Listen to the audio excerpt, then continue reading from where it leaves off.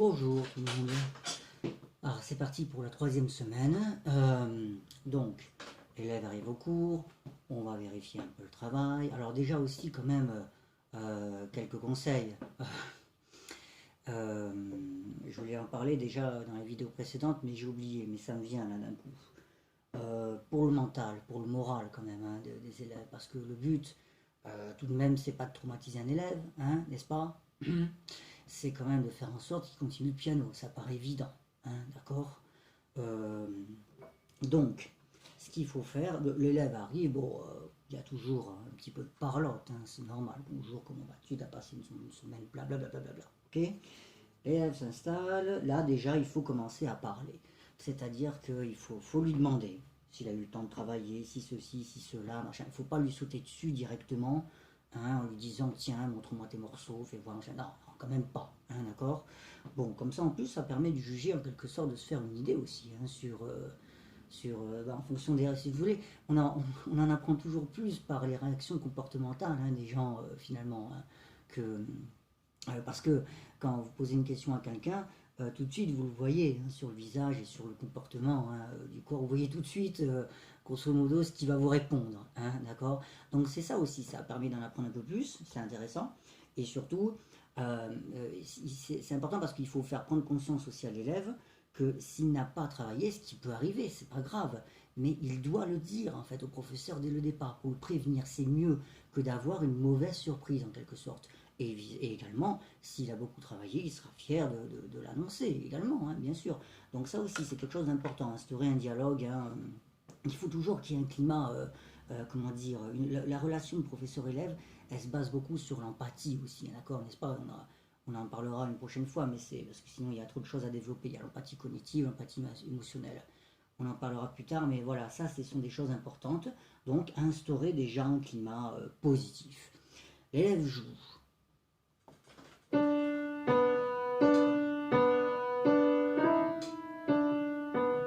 Commencez pas à lui sauter dessus, hein, commencez pas à dire ouh, qu'est-ce que tu viens de nous faire là, machin, truc.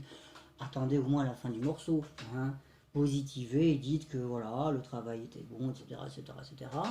On va revoir ça un peu plus dans les détails. Alors là aussi, il y a plein de choses. Moi, j'aime bien faire ça, par exemple, responsabiliser un peu les élèves, leur dire tiens, qu'est-ce que tu as pensé de ce que tu viens de faire? Ça, c'est très bon. Hop, le développement du jugement, hein, le jugement personnel, le jugement, enfin l'autocritique, etc. Ça, c'est très bon aussi. Il faut l'installer quasiment dès le départ. Est-ce que tu es satisfait de ce que tu as fait? Naturellement, l'élève va dire oui, mais je crois que c'était pas parfait. Ah, c'est pas parfait. Pourquoi? Pourquoi, etc., etc. Et on réduit au fur et à mesure le champ. C'est-à-dire que, est-ce que tu peux me montrer ou est-ce que c'était pas parfait? Ah, je sais plus. C'était vers le début ou vers la fin? Hop, on réduit au fur et à mesure pour se focaliser sur la mesure en question ou les mesures en question, s'il y avait plusieurs fois, peu importe. N'est-ce pas? Et voilà, et au fur et à mesure, on en arrive déjà dans le vif du sujet d'une façon assez fluide, vous voyez, sans directement dire oh là là, qu'est-ce que tu m'as trafiqué là, tu m'as fait une touche noire, machin. Non, bah non, voilà, ok. Donc c'était juste hein, pour commencer hein, cette vidéo. Je voulais le dire déjà dans la vidéo précédente, que j'avais oublié. Donc voilà, vous jetez pas sur, ne vous jetez pas sur les élèves, hein, d'accord? Ok. Il faut quand même hein, qu'ils aient envie, qu'ils soient motivés, qu'ils aient envie de continuer le piano. C'est quand même le plus important avant tout. Bon, voilà. Ok, mais par contre, attention, commencez pas à vendre du rêve non plus. Hein. Il faut trouver le juste milieu. Hein. On n'est pas là pour vendre du rêve, on n'est pas là pour embellir non plus les choses. Non, on est là pour être juste. Et quand ça va pas, on le signale, mais gentiment. Voilà, ok, tout simplement. C'est tout. Ok, donc, on a dit, donc aujourd'hui, ce qu'on va faire, c'est que donc c'est la troisième semaine, ok. On va considérer que l'élève a déjà bien avancé, puisqu'on a quand même quelques exercices hein, déjà derrière nous. Alors bon, certes, certains auront même avancé encore plus vite que ce que j'ai décrit, peu importe, puisque c'est une leçon théorique hein, en réalité que je donne ici, hein, puisqu'il n'y a pas d'élève, d'accord.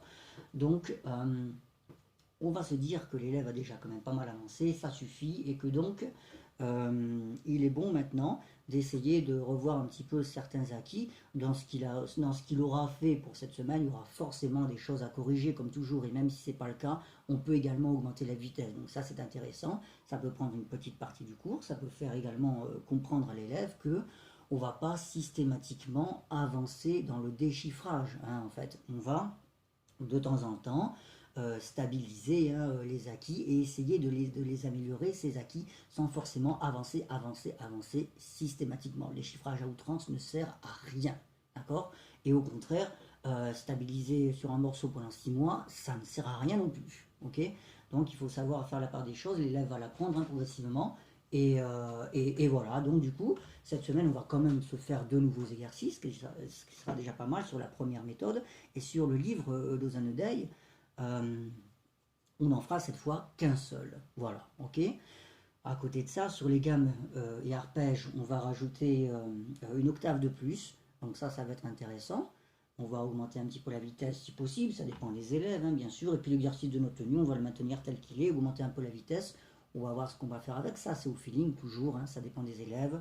C'est au prof à s'adapter en fonction du travail qu'aura fourni l'élève et de sa progression, hein, qui doit être en corrélation avec notre fil conducteur, toujours, ok. Le prof visualise toujours son année à l'avance et il essaie de rallier en quelque sorte l'élève sur son fil d'une manière assez fluide, hein, bien sûr. Il faut que ça se fasse naturellement, hein, tout ça, d'accord, ok. Bien, ok, on y va. Alors donc, qu'est-ce que je fais? Je fais maintenant donc les 2 exos et puis après 2 anodins. Ok, donc, allons-y. Okay. Toujours la position, hein, nombril sur la marque, enfin sur le dos, je veux dire. Ok, les coudes pas trop ouverts, hein, comme d'hab, hop, les mains assez relevées. Imaginez toujours hein, qu'il y ait cette règle là, ici. Ok, on ne touche pas, hein, en quelque sorte, on commence pas à faire les feignants. Ouais, ok, voilà, les choses habituelles qu'on a dit depuis.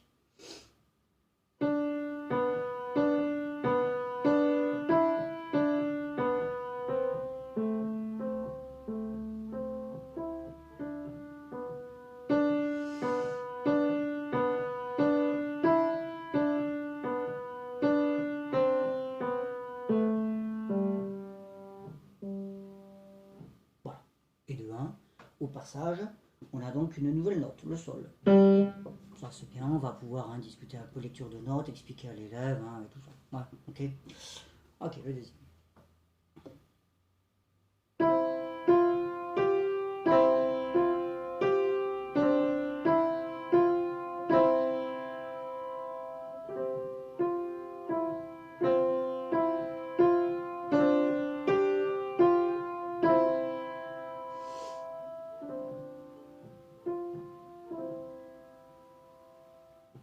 Voilà, ok. Là, on aura aussi l'apparition de quelque chose de nouveau. Il y a des nuances hein, écrites sur la partition, vous verrez. Donc, pareil, voilà, ça va être l'occasion de l'expliquer. Ok, et donc le deuxième die, hein, je le fais aussi, d'accord. Donc, le seul exercice qu'on fera sur ce bouquin pour cette semaine.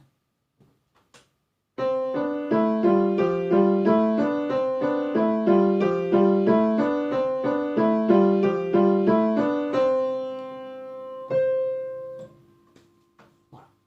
Bon, ok. Alors, on y va.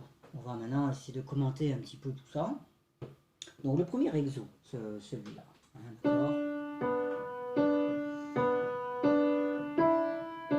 Alors, ce qui se dégage finalement de cet exercice, c'est une impression de simplicité en quelque sorte, hein, d'accord. Il faut toujours essayer de mettre des mots, des adjectifs, hein, donc ne pas hésiter à écrire hein, sur la partition. Moi je le fais beaucoup avec les débutants, et même d'ailleurs s'ils sont en mesure de le faire, selon l'âge, hein, c'est sûr que s'ils ont 5 ans, c'est pas possible.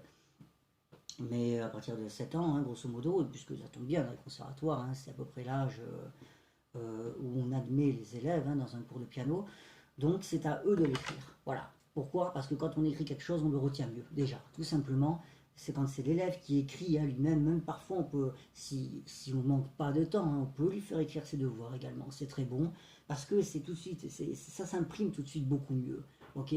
Quand le prof écrit plein de choses sur une partition, c'est pas dit que l'élève arrive à retenir la plupart des choses. Ok, c'est quand il y en a trop, vraiment c'est trop embrouillé. À ce propos-là, d'ailleurs, je me souviens d'une chose que les profs faisaient avec moi, et c'était très bon, vraiment. C'est-à-dire que sur un morceau, chaque semaine, ils écrivaient sur la partition avec une couleur différente.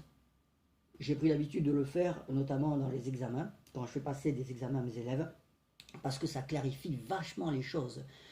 Niveau observation, niveau facilité, rapidité, enfin, on gagne énormément de temps.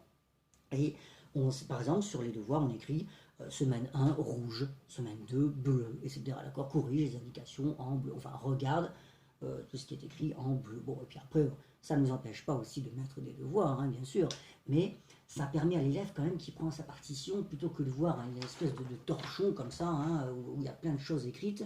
Bah, du coup, ça lui permet d'aller beaucoup plus vite. Surtout en plus à ce niveau-là, l'avantage c'est que ce sont des œuvres quand même très petites, très basiques. Donc si on passe peut-être 2 semaines sur une œuvre, c'est un grand max. Et donc semaine 1, bah voilà, on va écrire des choses en rouge, semaine 2 en bleu, peu importe les couleurs qu'on veut, on s'en fiche. Euh, et donc on va l'inscrire aussi sur son cahier. Donc ça va quand même vachement faciliter l'organisation, hein, de cet élève à la maison, hein, lorsqu'il va travailler, c'est évident, d'accord. Donc ça c'est la première chose. Donc bref, il y a une histoire il y a comment dire, une impression de simplicité qui se dégage dans cet exercice. Il faut lui faire comprendre, donc il faut le noter. Il faut que même lui puisse le noter si c'est possible. Alors là, on peut attaquer aussi la rondeur du son. Voilà, c'est un son, hein, très d'accord. Hop. Il y a aussi cette histoire de gestes qui commence également à apparaître, hein, n'est-ce pas? Bas, haut, voilà. Donc ça, c'est important. Il y a ici une histoire aussi multidirectionnelle, c'est-à-dire qu'on a à la fois ça, cet élément qui va revenir plus tard. Voilà, ça aussi, ça fait partie de l'observation. Il faut que l'élève, hein, apprenne à regarder sa partition. Il faut le stimuler à ce propos, hein. Il faut vraiment fermer le piano, lui faire prendre sa partition, et puis il regarde, tiens, récit, qui devient do la, hein, voilà, ouais. Voilà, il y a un découpage, comme on l'avait dit la dernière fois, aussi une structure, hein, dans les phrases musicales, donc de ne pas hésiter à en parler, à essayer de comprendre comment le compositeur comment dire, comment le compositeur a structuré son œuvre, tout simplement, même si c'est une œuvre basique, ça fait partie, encore une fois, de l'analyse. L'analyse musicale, c'est une discipline qui est hyper importante, et dès le départ, on essaie de faire prendre conscience aux élèves, hein, de plein de choses comme ça, d'observer surtout. L'observation, c'est une des qualités les plus importantes, hein, au piano. Observer son professeur, s'observer soi-même, observer une partition, observer des paysages, faire des analogies, etc., etc. C'est quelque chose qui est très important. Donc du coup, voilà, il va observer, il va apprendre à regarder sa partition, hein, voilà, tiens, là, il y a un ré ainsi, il y a un écart. Alors si en plus il a quelques connaissances, hein, niveau solfège, et normalement ça commence à être le cas, tiens, récit, c'est comme do, là, ça, sur le piano, tiens, ouais, c'est ce qu'on appelle une tierce, hein, d'ailleurs, hein, peu importe, hein, d'accord, les noms, mais en tout cas, voilà, il commence à comparer les distances. Alors donc, multidirectionnel, je disais, pourquoi? Parce qu'en fait, on a à la fois ce geste-là, bas, haut, bas, haut, comme vous voulez, hop, et puis après, pam, pam, pam, voilà encore une direction différente. Alors là, très bonne méthode, ce genre de choses, on enfonce le ré et le mi, hop, on commence à faire des espèces de rotations, un peu comme on avait fait finalement dans les gammes, avec le passage de pouce, hein, ou dans l'arpège, d'accord. Sauf que là, on laisse tout simplement ré et mi enfoncé, et hop, on commence à faire des choses comme ça. Ouais, d'accord. Donc ça, c'est intéressant parce que en plus, ça permet de juger de la souplesse du corps de chacun. Certains sont là, et d'autres au contraire, hein, vont faire ça très très facilement, d'accord. Hein, ok, donc du coup, on peut vraiment aller très loin au niveau souplesse. Il faut apprendre également à tempérer les gestes, bien sûr, ne pas commencer à faire des choses comme ça, parce que ça désaxe complètement le corps. Mais voilà, faire comprendre à l'élève que on a quand même une petite marge de manœuvre qui est intéressante et qui est surtout très utile. Dans le premier, ré ici, par exemple, hop, voilà ce qu'on peut travailler, tout simplement, ok. Ce geste bas, haut, et puis après, au contraire, hop, hop, hop. Et puis après, do, là, ok, hop, je me mets dans la... dans la troisième mesure. Hop, pareil, hop, ok. Ré, mi, ré ici, la quatrième mesure, hop, pareil, hop, ça tourne un peu de tous les côtés. Et après, d'un son, la phrase revient, c'est la même chose, sauf la fin qui change. Do, si, la, sol, hop, on peut se mettre sur tout ça. Ré, do, si, la, sol, au passage, mouvement conjoint descendant.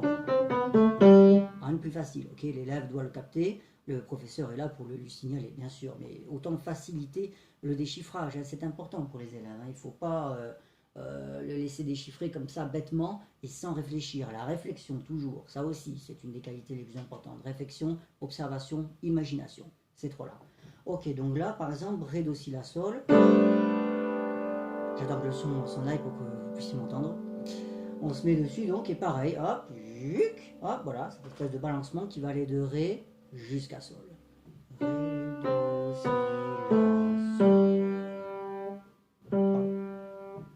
Ok, voilà. Donc, il y a tout un tas de directions à trouver, donc ça, il faut bien sûr le faire quasiment dès le départ, dès que l'élève a déchiffré Ré, Mi, Ré, hop, on arrête, tiens, regarde comment tu peux, regarde ce qu'on va faire comme petit exo, et hop, là, on commence à lui montrer, voilà.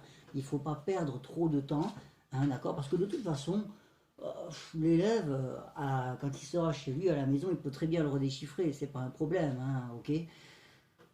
Donc le déchiffrage se fera de toute façon. Donc c'est pour ça que je dis toujours que ça sert à rien de se focaliser sur le déchiffrage et déchiffrer pendant 1 heure. C'est complètement idiot, hein, ou pendant une demi-heure ou 10 minutes. Ça sert à rien. Voilà. Autant voir les notes et tout de suite commencer à stimuler un peu l'élève au niveau du corps, au niveau des directions, au niveau de l'imagination, au niveau de plein de choses. Alors justement, donc voilà, ça c'est la prise de conscience, hein, des gestes, la rondeur du son, on en a parlé. Bon, alors je passe sur les trucs habituels. Est-ce que c'est... Ouais. Voilà. Allez, hop, on va le faire juste une fois, d'accord. Hop, juste pour le début. Pour les débuts.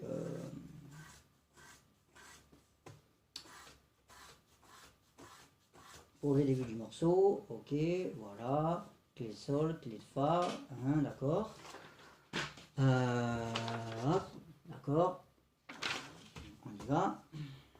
Ré, si, pardon, hop, 4-4, la mesure, bon, j'ai plus la place d'écrire, ok. Ré, si, 4 noirs, barre de mesure. Ré, mi, ré, si, 4 noirs, barre de mesure. Do, la, 4 noirs, barre de mesure. Do, mi, ré, si, 4 noirs, barre de mesure, etc. Ok, hein, je ne vais pas plus loin. Je regarde si au moins on voit quelque chose. Bon voilà, hein, comme d'habitude, c'est dessiné comme un cochon. Ré, si, ré, mi, si, do, la, do, mi, si. Ok, vous pourrez vérifier, c'est bon. Ok, merci, au revoir. Bon, donc ça c'est très bon, comme d'habitude, hein, le recopiage par cœur, vous passez un petit peu de temps au cours. Parce que si vous demandez de le faire à la maison, de toute façon, bon, bah, il pourra toujours vous dire qu'il a fait et puis il recopiera. Alors ce qui est toujours très bien aussi de recopier, hein, c'est très bien parce que ça fait prendre conscience aussi des notes, ça les fait, ça l'oblige à regarder sa partition, c'est très bien. Mais c'est encore mieux de le faire par cœur. Donc, alors pareil, pour faciliter un petit peu, hein, le par cœur, la mémoire, parce que j'ai toujours pour habitude de dire, hein, à mes élèves que la mémoire c'est la base de tout. Plus vous apprendrez rapidement par cœur, plus vite vous... comment dire, plus vite vous évoluerez tout simplement, hein, au niveau musical. C'est capital, alors c'est par expérience parce que moi, bon, ça a été, c'est naturel pour moi d'apprendre par cœur. Je n'ai rien choisi là-dessus, je suis comme ça. Alors que certains élèves, on le voit d'ailleurs dès le départ, hein, sont complètement fixés sur la partition et d'autres au contraire, hop, tout de suite commencent à jouer par cœur. Donc on est tous différents, c'est ce qu'on appelle le mode de fonctionnement, c'est naturel, ok, c'est le rôle des hémisphères, tout ça. Mais simplement, ce que je voulais dire, oui, voilà, c'est qu'il faut toujours essayer d'inciter, hein, n'est-ce pas, au par cœur, mais attention, c'est toujours à double tranchant. La plupart des gens qui jouent par cœur, après, comment dire, qui ne jouent que par cœur, ont ce problème de repérage, hein, bien sûr, sur la partition. Bon, bah alors ça, évidemment, il faut, comme d'habitude, faire la part des choses, hein, d'accord. C'est très bien d'inciter les élèves à apprendre le plus rapidement possible par cœur, mais il faut aussi qu'ils soient capables de localiser telle note sur une partition. Donc il y a de très bons exercices, tout simplement. À partir du moment où ils connaissent leurs morceaux par cœur, ou même avant d'ailleurs, hein, il faudrait essayer de le faire, on peut très bien leur demander de vous dire les notes de mémoire de la deuxième mesure, par exemple. Alors, ils sont obligés de réfléchir, hein, ré, mi, ré, si, voilà, bon, ils vous répondent, ok, c'est bien, merci, d'accord. Voilà, ça, ce sont des exos aussi qui sont très bons à faire. Et si bien que, bah voilà, même moi, si je connais par exemple tout ce que je joue hein, par cœur, ben, si par exemple je fais une faute quelque part, ou éventuellement si j'ai un trou de mémoire, je sais absolument si je sais par cœur, si je suis au deuxième système, troisième mesure, troisième temps de la mesure, j'invente hein, n'importe quoi. Mais voilà, pourquoi? Parce qu'il y a aussi une histoire de mémoire visuelle.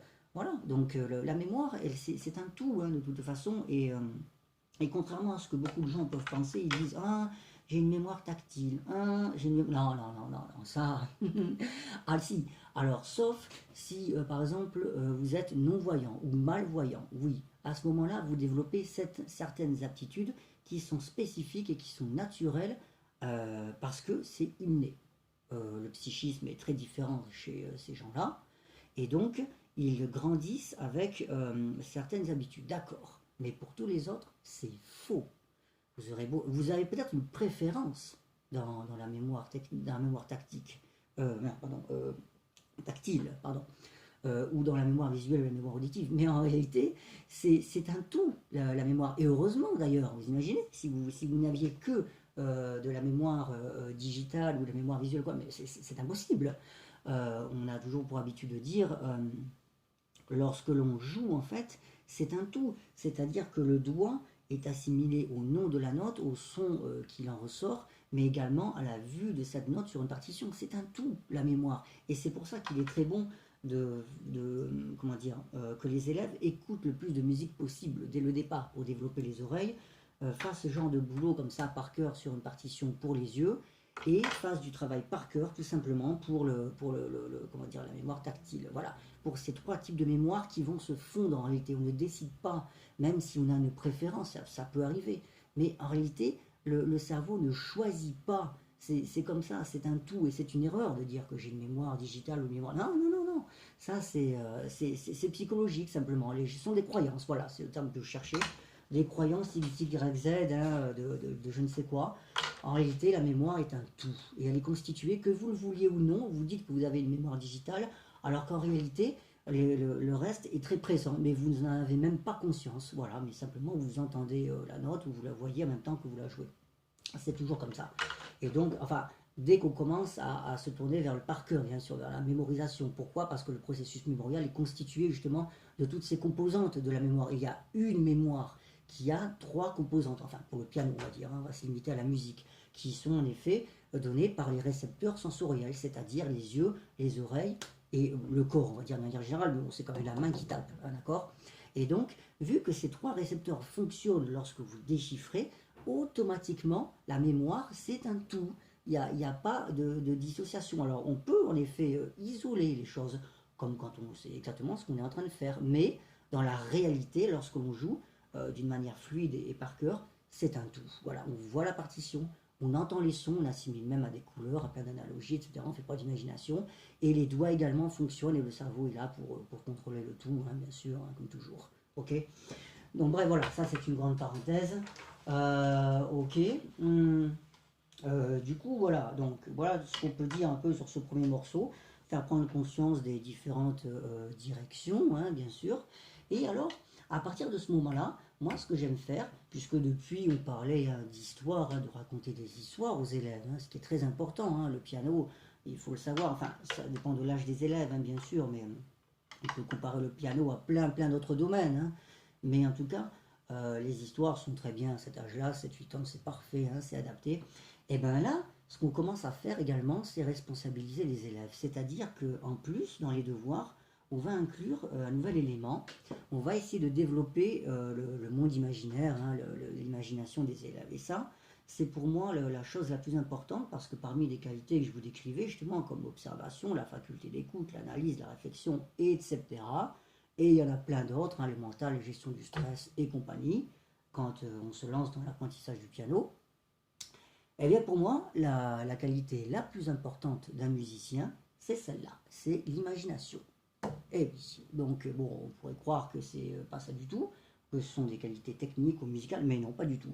C'est l'imagination, parce que quand on fait preuve d'imagination, quand on a une imagination, même on peut dire débordante, eh ben, tout de suite, et à n'importe quel âge, on se détache des notes très rapidement. Donc du coup, il y a une notion il y a une volonté, si vous voulez, d'interprétation qui est quasi immédiate de ces notes. On a une représentation mentale qui est beaucoup plus forte. Et oui, parce que l'imagination vous amène dans d'autres domaines. C'est le principe de la transversalité aussi, hein, n'est-ce pas? Dans les conservatoires et les disciplines transversales. Hein, on commence à mettre la musique en relation, enfin, on peut mettre tout simplement le piano en relation avec d'autres instruments. On parle souvent du violoncelle, hein, quand on guide avec l'avant-bras.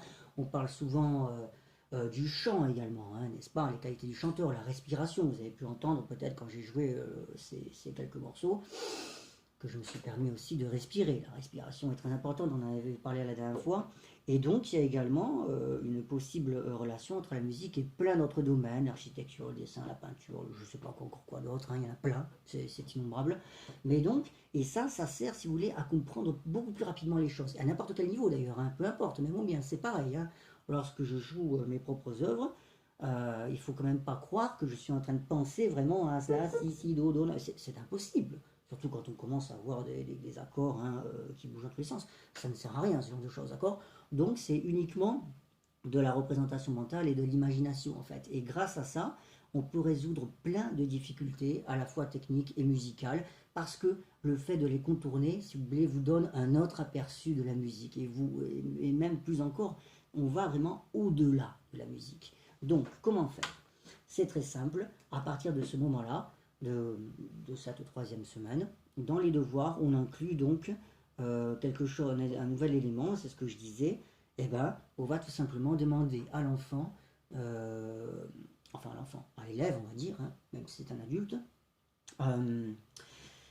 d'imaginer une histoire en fonction de ce morceau, ce que nous faisions hein, auparavant, bien entendu, d'accord? Donc là, cette fois, ça va être le rôle de l'élève. Et alors là, également, encore intéressant, on va en découvrir un peu plus sur sa personnalité, sur sa capacité aussi hein, à imaginer les choses, à représenter tel ou tel passage en fonction de l'histoire qu'il aura inventée.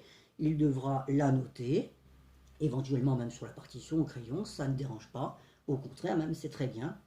Et en fonction de ce qu'il aura inventé, on va suivre le fil conducteur de cette histoire. On va peut-être la modifier, la ranger, ou au contraire la laisser telle qu'elle si on estime qu'elle est très bien. Il faut aussi respecter hein, bien sûr la pensée de chacun, c'est important.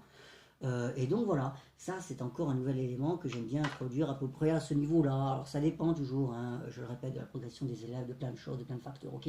Mais ça c'est quand même un truc qui est hyper important. Et donc le prof est là aussi, encore une fois, pour stimuler ce genre de qualité hein, chez l'élève. Je pensais à un truc qui me revient, pas au bon moment malheureusement, mais on va quand même y revenir. Pour le fait de recopier la partition par cœur, le fait de mémoriser la partition, d'essayer de recopier, alors au début c'est juste une ou deux mesures, hein, pour les élèves c'est évident, hein, ils sont peut-être pas capables de recopier une ligne entière, ça dépend de l'âge, hein, encore une fois, de plein de choses aussi. Mais ce qu'on peut faire, c'est également les aider, pardon, justement ça va de pair avec l'analyse, à décortiquer les choses. Au début, on a récit, do, mi, ré, do, la, do, mi, ré, si à la fin. Bon, ok, bon. Déjà, au lieu de retenir récit, c'est mieux de retenir récit. Pareil pour do, la, ça suffit largement. Faire prendre conscience des répétitions, ça c'est important. Do, mi, ré qui se répète, do, mi, ré également. Bon, sur 4 mesures déjà, sur une première phrase hein, musicale, eh ben, on a quand même 2 groupes de 2 mesures avec ce qu'on appelle une transposition en fait. Un récit devient do, la, hein, n'est-ce pas? Bon, ben voilà, ré, mi, récit, do, mi, récit, ça se ressemble tout ça. Il faut également inviter l'élève à bien observer sa partition. Du coup, il en met beaucoup plus dans sa mémoire à court terme, parce que ça aussi c'est important. Et d'ailleurs, au passage, c'est une parenthèse, mais qui me paraît importante aussi, c'est que lorsqu'on travaille, peu importe le niveau, hein, mais par empreinte, on appelle ça par accord, hein, oui, bah, ouais, tout simplement dans les gammes aussi. Do, ré, mi, fa, sol, la, si, do, ré, mi, fa, sol, la, si, do, hop, hein, d'accord, ou comme ça, hop. ça permet de retenir beaucoup plus rapidement les choses. Et c'est le processus mémorial, on appelle ça, hein, est accéléré. Pourquoi? Parce que au lieu de retenir 1 sur le do, 2 sur le ré, ce qui est très utile au départ, c'est ce qu'on avait fait d'ailleurs dans les vidéos précédentes, il faut d'abord décortiquer les choses. Hein. C'est la manière fragmentée, un peu comme à l'école quand on a appris à lire. Hein, c'est pareil, hein, le P et le A, ça fait pas. Si on sépare ça, c'est mal barré pour la suite. Hein, d'accord? Donc du coup, voilà, on sait que le do c'est le 1, le ré c'est le 2, le mi c'est le 3, puis on passe le pouce, hein, dans la gamme par exemple, ok. Mais une fois que c'est fait, normalement l'élève met pas 3 mois à intégrer ça, hein, logiquement. Bon, ok. À partir de là, c'est bon de travailler avec des empreintes. Donc, par exemple, ça, ce genre de méthode, hein, comme je faisais faire, parce que les empreintes, ça permet d'avoir plusieurs notes dans la main, ça facilite la mémorisation. La main réagit beaucoup plus vite, en fait. Et donc, ça, c'est intéressant. Donc, je me suis un peu évadé. Donc, ce que je voulais dire là-dedans, voilà, c'était au niveau des répétitions, hein, pour le recopiage par cœur. Donc, à savoir que c'est très bon de faire analyser le passage à mémoriser aux élèves, de lui faire comprendre les différents mouvements conjoints, disjoints, les distances, le nom des notes aussi aide vachement. À main gauche, à que des si ou des la. Donc 1, 2, 3, 1, 2, 2, et puis après un si à la fin. Enfin bon, on se débrouille hein, comme on peut, on essaie de le faire comprendre aux élèves. Et eux-mêmes, voilà, c'est un système qui va au bout d'un moment hein, le raisonner hein, dans les oreilles. Et ils vont le raisonner hein, d'ailleurs de cette même manière. Ok, donc ça c'était ce que j'avais à vous dire pour l'instant pour ce premier morceau. Ok, d'accord, voilà. Alors maintenant, alors pour rappel, toujours, hein, comme d'habitude, également le travail les yeux fermés. Ça c'est quelque chose qui est très important au départ. Ça le sera d'ailleurs aussi par la suite, hein, c'est toujours intéressant de le poursuivre, mais disons qu'après ça prendra une toute autre tournure, hein, avec les substitutions, hein, n'est-ce pas, hein, quand on est dans des niveaux plus élevés. Hein, mais à ce niveau-là, c'est toujours très bien de se mettre en position, puisque c'est toujours pour l'instant la même position hein, que l'on a, à savoir do, ré, mi, fa, sol et do, si, la, sol, fa, hein, n'est-ce pas? Donc du coup, on peut rester là-dessus. Et puis, toujours pareil, même exo, hein, on demande à l'élève hein, de jouer sans regarder. Allez, le mi, le sol, le fa, le ré, le si, le sol, l'autre sol, le do, le fa main droite, le fa main gauche. Tiens, puis maintenant, deux notes en même temps. Ah, si, ré, fa, sol. Alors, quand on dit deux notes en même temps, on lui dit toujours de bas en haut, comme la lecture. Clé de fa, clé de sol, ok? Donc, du coup... Par exemple, sol, ré, la fa sol, sol, mi, la, ré, do, fa, la, mi, fa, sol, bon, etc. D'accord, ok, donc ça aussi c'est un très bon exercice de repérage, de connaissance du clavier, ce qui fait qu'on n'a pas forcément besoin, hein, justement c'est important hein, de le regarder, on peut se concentrer hein, sur le texte en première étape avant de retenir par cœur, hein, bien sûr, mais même quand on retient par cœur, c'est toujours très bon d'essayer de ne pas forcément trop regarder le clavier pour se détacher justement de ces notes et essayer d'imaginer plein de choses aussi, c'est important, et puis pour la connaissance du clavier tout simplement, hein, ok. Donc voilà, ça c'est encore autre chose. Ok, on va passer au deuxième. Alors, donc, le deuxième exo, qu'est-ce que c'était? C'était ça.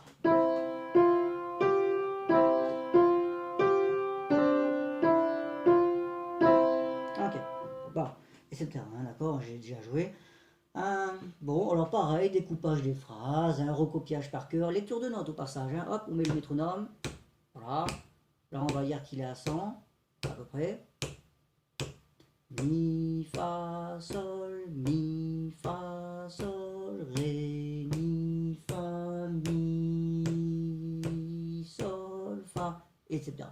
Ok, ça c'est à l'élève de le faire, on peut le faire aussi au cours, hein, bien entendu, hein, ça fait partie des travaux à effectuer de toute façon pour améliorer son déchiffrage, sa lecture de notes, donc c'est toujours très bon de le faire. Le recopiage par cœur, hein, ok, hein, on passe, d'accord, hein, on a compris. Également toujours ce même exercice de coordination hein, que j'avais lancé la dernière fois, hop, c'est très bon, sur le cadre du piano, mi, fa, sol, avec le métronome c'est encore mieux, mi, fa, mi, sol, fa, mi, bon, ok, hein, d'accord. Même d'ailleurs, tiens, je vais aller jusqu'au bout. Puisque dans ce morceau, on a introduit Enfin, on a introduit, c'est celui qui, euh, comment dire, c'est le compositeur qui a introduit justement un nouvel élément qui sont les nuances. Donc ça, il faut l'expliquer, hein. Forte, piano, le F qui veut dire forte en italien, le P qui veut dire piano en italien. Forte veut dire fort, bien sûr, piano veut dire doux, ok. Alors là, tout de suite, il faut faire comprendre aux élèves que ça ne change pas le tempo, hein. Le tempo, c'est un autre facteur, c'est invariable, hein, enfin à ce niveau-là en tout cas, pour l'instant, puisqu'il n'y a pas d'indication, hein, pour ralentir ou accélérer, pour changer la vitesse. Donc les nuances sont indépendantes. Et donc de ce fait, on va jouer plus fort lorsque c'est écrit forte et plus doux lorsque c'est écrit piano. Donc pareil, on prend leurs doigts, hop, on leur fait comprendre, hein, ce que c'est, etc. Toujours, hein, il faut toujours toucher, hein. Les mains, c'est important parce que c'est comme ça qu'ils prennent conscience avec leur propre corps de ce qu'ils peuvent faire, de leurs moyens. S'ils n'y arrivent pas, parfois, il faut d'abord les laisser faire tout seul, hein, comme d'habitude, il ne faut pas marcher le travail. S'ils sont capables de le faire seuls, très bien. Si on veut encore aller plus loin, leur demander de jouer encore plus piano, on le fait, etc. D'accord, là, il y a plein de méthodes qui s'appliquent. Bref, ce que je voulais dire, c'est que là, on va également le faire avec le cadre. Alors, je vais reprendre juste là, dans la dernière ligne. Qu'est-ce que je veux dire? Oui, avant-dernière mesure, qui elle est encore forte. Ré, sol, fa, mi. Ré, sol, fa, mi. Et maintenant, Ré, sol, fa, mi. On chuchote, n'est-ce pas? Et on arrête de faire comme ça, ok? Ré, sol, fa, mi. Ok? Voilà. Donc ça aussi. Voilà. On commence à rentrer les choses, hein, mentalement, comme toujours, hein, le mental, avant le physique, avant que le facteur son n'arrive. Ok? Voilà, ça c'est des choses à faire, hein, bien sûr, au préalable, avant même de commencer à déchiffrer les notes, hein, bien sûr. C'est très bon de donner la conscience d'une forme de coordination, hein, corporelle, hein, déjà avant même de le faire. Ensuite, excellent exercice que vous pouvez faire. Là, a priori, bon, c'est pas forcément très dur parce que c'est le texte qui le veut, mais c'est pas grave, ça habitue les élèves pour plus tard. Plus tard, ça sera vachement bien de faire ce genre de choses. On initie, hein, encore une fois, comme toujours, la première année, c'est une initiation, hein, la musique, c'est de l'éveil en quelque sorte, hein, on stimule l'élève dans plein de domaines différents, hein, bien sûr, et après, au fur et à mesure, on serre les boulons, entre guillemets, hein, les années suivantes, pour avoir encore plus de rigueur, plus d'exigences, aller encore plus loin dans nos méthodes, et dans ses résultats, hein, dans leurs résultats, ses élèves, etc. Bon, ce qu'on peut faire, c'est jouer une main et dire l'autre main. Ça, c'est une forme de coordination qui est à la fois mentale et physique. C'est très bon, avant même de faire les mains ensemble. Alors, ça aura son importance, vous verrez, avec des textes plus complexes, mais on peut déjà le faire. Alors, je joue la main gauche, je dis la main droite. Mi, fa, sol, mi, fa, sol, ré, mi, fa, mi, 2, 3, etc. D'accord? Ok, je ne vais pas le faire jusqu'au bout. Et d'ailleurs, je reprends vers la fin. Ré, sol, fa, mi. Ré, sol, fa, mi. Je chuchote évidemment à la fin, hein, comme d'habitude, hein, pour en plus introduire la nuance, ok? Si tout cela est possible, évidemment, avec les élèves, parfois, c'est pas toujours possible, hein, il ne faut pas non plus rêver. Donc, il faut essayer d'en faire le plus possible. Il faut toujours, on appelle ça grignoter, aller jusqu'aux limites de ce qui est possible de faire pour l'élève. Et essayer de faire en sorte qu'il se surpasse, hein, de temps en temps, bien sûr. Et pour ça, il ne faut jamais rester enfermé dans un système. Il faut toujours essayer justement de faire preuve d'imagination et d'inventer plein de choses différentes. Ah tiens, encore autre chose qui me vient là-dedans. Une fois que l'élève aura fait tout ça, bon, il va commencer à jouer. Ah, avant tout ça également, vous pouvez faire le contraire. C'est facile, mais bon, on peut quand même le faire, c'est bien pour la coordination. Le contraire, je joue la main droite, je dis la main gauche. Do, do, do.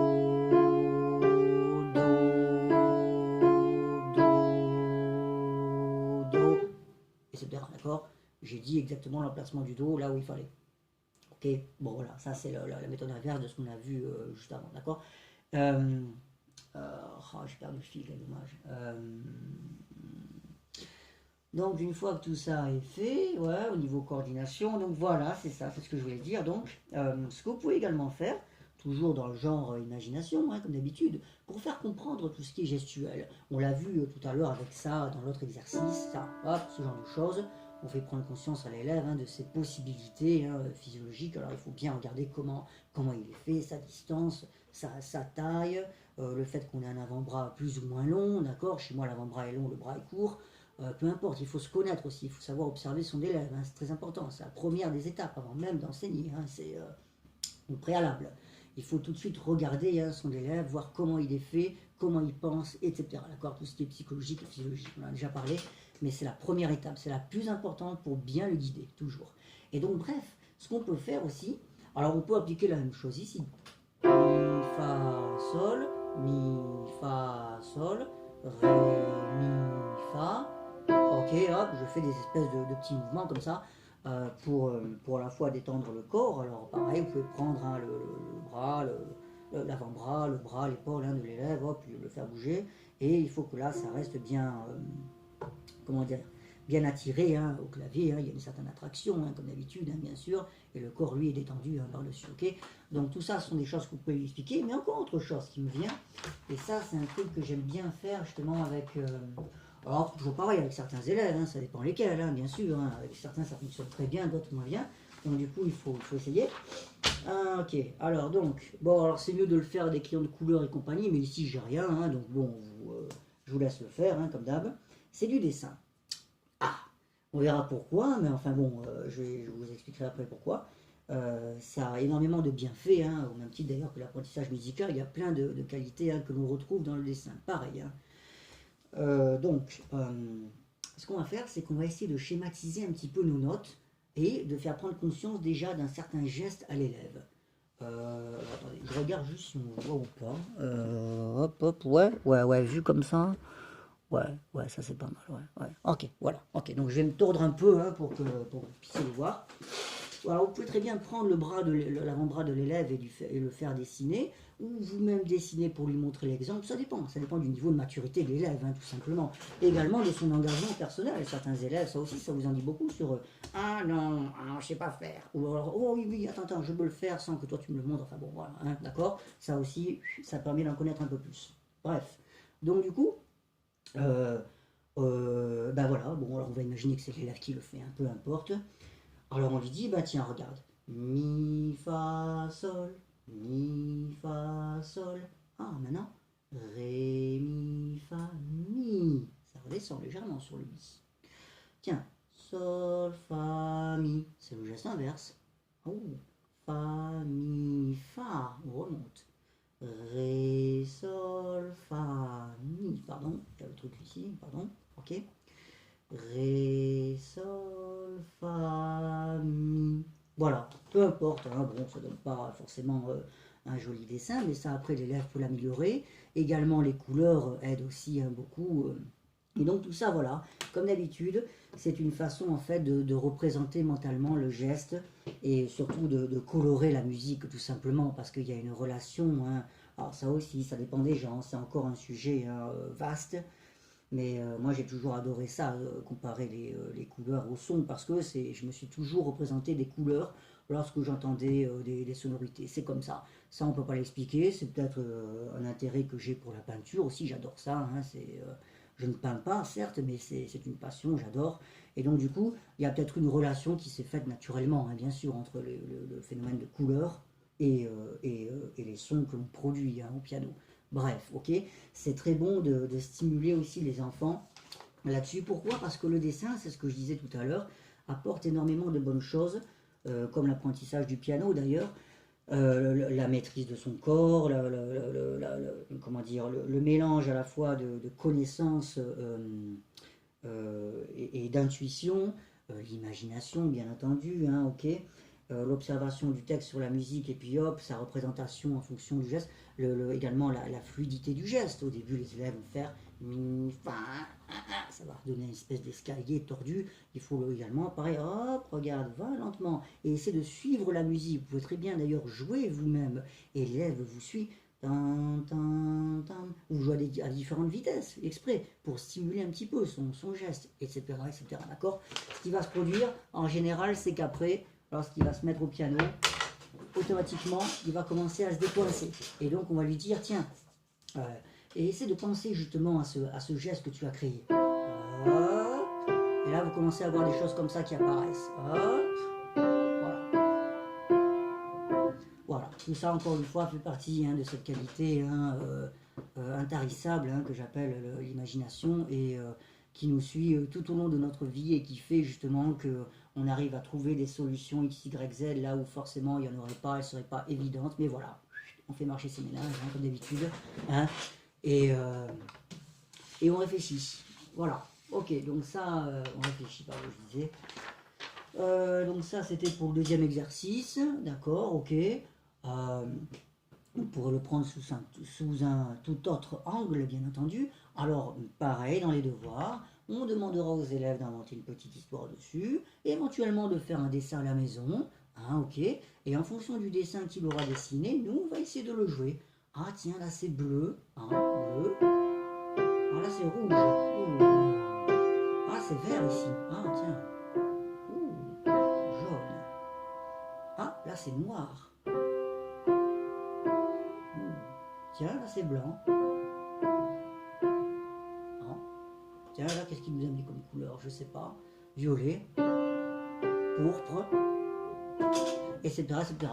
Ça permet aussi de développer, d'enrichir encore plus le vocabulaire de l'élève, de comparer, de faire des dégradés de couleurs, etc., etc. Ok. On pourrait penser au coucher de soleil, on pourrait penser à plein de choses, les traces dans le ciel, enfin bon, bref, ok, d'accord. Chacun le voit comme il veut, mais du moment qu'on le voit d'une certaine façon, il faut encore une fois détacher l'élève de la musique, de ses notes, pardon, le plus rapidement possible. C'est le but, c'est le but du jeu. Je regarde juste si la vidéo fonctionne, pour pas faire de bêtises, c'est bon, ok, d'accord. Ok, ça c'est bon. Oui, donc voilà, c'était tout simplement ce que je voulais dire à propos du dessin de manière générale. Et ça, on va pouvoir l'appliquer également par la suite. Alors, pas partout, bien sûr, mais de temps en temps, ça fera pas de mal de demander à l'élève de faire un petit dessin à la maison, colorié toujours, évidemment, coloré, pardon, toujours. Parce que les couleurs, encore une fois, colorent les sons. C'est très important, d'accord? Mettre des couleurs sur les sons. C'est quelque chose qu'il faut vraiment faire entrer dans la tête des élèves. Et parfois on est même surpris après de les voir écrire sur la propre partition. Ouh, ça c'est plutôt noir, ça c'est plutôt rouge, ça c'est plutôt ceci, cela. Il faut leur poser des questions. Je me dis, pourquoi? Pourquoi est-ce que ça tu le penses comme ça? Pourquoi ceci, cela? Pour essayer de comprendre un peu ce qu'ils ont dans la tête, tout simplement. Ok, allez, ça c'est bon donc pour ces deux exercices. Donc après, on a le deuxième day, là, celui-là.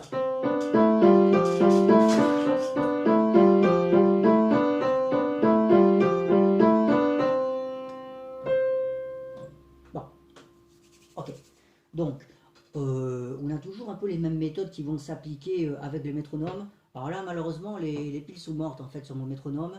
C'est pas de bol. Il fallait bien quand même qu'elle s'arrête un jour parce que je crois que ça faisait au moins 10 ans ou 15 ans que je ne les avais pas changées. Donc, bon, bah voilà, c'est fait. Enfin, c'est fait, elle fonctionne plus. Donc, il faut que je les change. Je n'ai pas le temps de le faire pour l'instant, mais bon, je le ferai. Donc, du coup, peu importe. On va dire à peu près 80. À peu près, ok.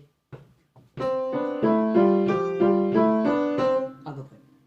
Donc, les mêmes méthodes vont s'appliquer, c'est-à-dire qu'avec le métronome, on va essayer de faire les notes, de jouer uniquement les notes qui tombent sur les battements. Sauf qu'en plus, maintenant, on va essayer de le faire avec les deux mains, ok. Enfin, on incitera l'élève à le faire pendant la semaine avec ses deux mains. D'abord, évidemment, bien sûr, on déchiffre la main gauche tout seul, comme d'habitude, c'est important, ok.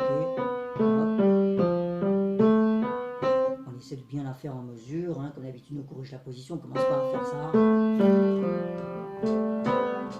D'accord, ok, hop. D'accord. Une fois que c'est fait, on essaie de mettre le métronome. Tout ça, d'abord, on le met lentement à 60.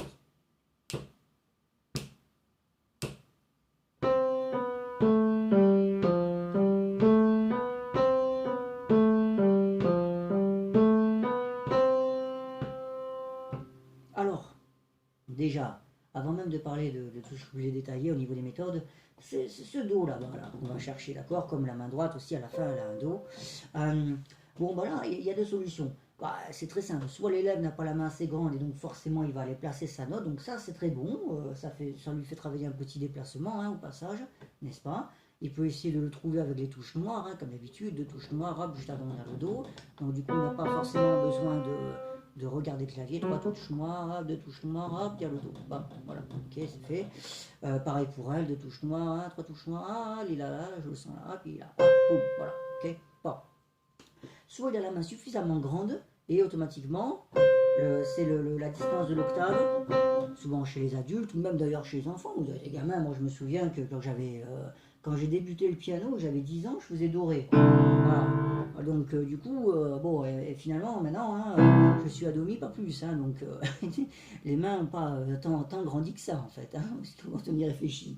Mais en tout cas, vous avez des gamins justement, surtout en plus avec la génération actuelle. Hein, bonjour, hein, vu les girafes que c'est, forcément, vous avez plein de gamins qui vont commencer à faire des dixièmes ou des neuvièmes comment dire, à seulement 10 ans ou 11 ans. Donc du coup, on peut très bien dès le début également leur faire travailler les octaves, c'est très bon, hein, comme exercice. Alors très lentement bien sûr, mais du coup de ce fait, ils vont commencer à avoir vraiment cette distance, hein, qui est hyper importante, hein, bien sûr, dans la main.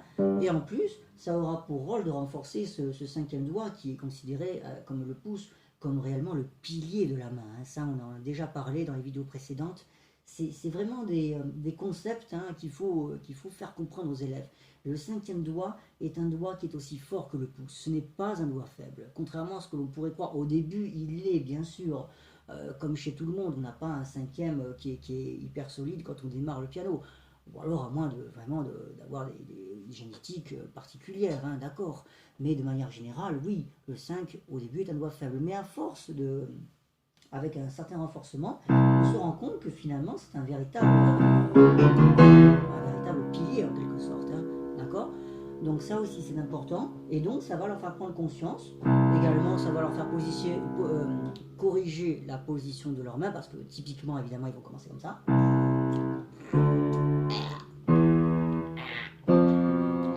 Hein, évidemment on s'y attend, d'accord. Donc du coup voilà, pareil, hop, on essaie de leur faire corriger cette position. Hein, comme d'habitude il y a une règle en dessous, hein, j'ai toujours pas mise. Et donc voilà, on essaie de ne pas passer en dessous d'un certain niveau, on a une petite marge de manœuvre quand même, d'accord, ok, voilà. Alors de théorie, certains aiment allonger les doigts, d'autres au contraire replier le deuxième doigt, etc.